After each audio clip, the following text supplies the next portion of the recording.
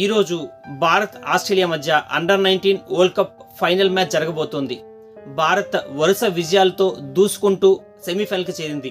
సెమీఫైనల్లో కాస్త ఒత్తిడిని ఎదుర్కొని పటిష్టమైన సౌత్ ఆఫ్రికాపై భారత్ పోరాడి గెలిచింది. ఇప్పుడు ఫైనల్కి వచ్చింది. ఆస్ట్రేలియా పరిస్థితి కూడా ఇంచుమించు ఇలాగే ఉంది.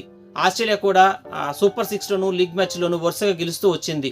కానీ సెమీఫైనల్లో మన దాయాది పాకిస్తాన్తో పోరాడి గెలవాల్సిన పరిస్థితి వచ్చింది. ఒత్తిడి తట్టుకుని గెలిచింది. ఇప్పుడు ఆస్ట్రేలియా భారత్ పరిస్థితి రెండూ ఒకేలాగా ఉంది. రెండు ఫైనల్కి చేరుకున్నాయి.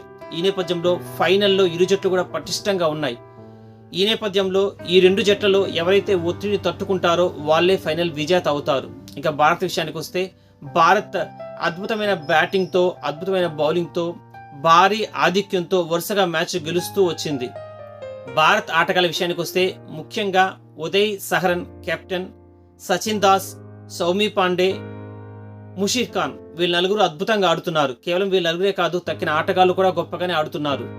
ఇక ఈ మ్యాచ్లో భారత్ ప్లస్ పాయింట్స్ ఏంటంటే భారత్ వరుసగా 5వ సారి ఫైనల్కి వచ్చింది. ఓవరాల్గా 9వ సారి ఫైనల్కి వచ్చింది. వరుసగా 5వ సారి ఫైనల్కి వచ్చింది. భారత్ గత వరల్డ్ కప్లో కూడా భారతే టైటిల్ని గెలుచుకుంది. ఇక ఆస్ట్రేలియా విషయానికి వస్తే ఆస్ట్రేలియా ఇప్పటికీ టైటిల్ గెలిచి under-19 cricket world cup title గెలిచి 14 సంవత్సరాలు అయింది. మరి ఈ నేపథ్యంలో ఆస్ట్రేలియా కన్నా కూడా భారత్ పటిష్టంగా ఉంది, అందులో ఏ సందేహం లేదు. కాకపోతే ఫైనల్ మ్యాచ్లో భారత్ ఆస్ట్రేలియా మధ్య ఎవరైతే ఒత్తిడిని తట్టుకుంటారో వాళ్ళు మాత్రమే విజేత అవుతారు. మరి మన సీనియర్ రోహిత్ సేన టీం ఏదైతే ఉందో వాళ్ళు సాధించలేని వరల్డ్ కప్ ఫైనల్ని కనీసం మన జూనియర్ జట్టు అండర్-19 జట్టు అయినా సాధిస్తుందని, సాధించాలని కోరుకుందాం. బాయ్.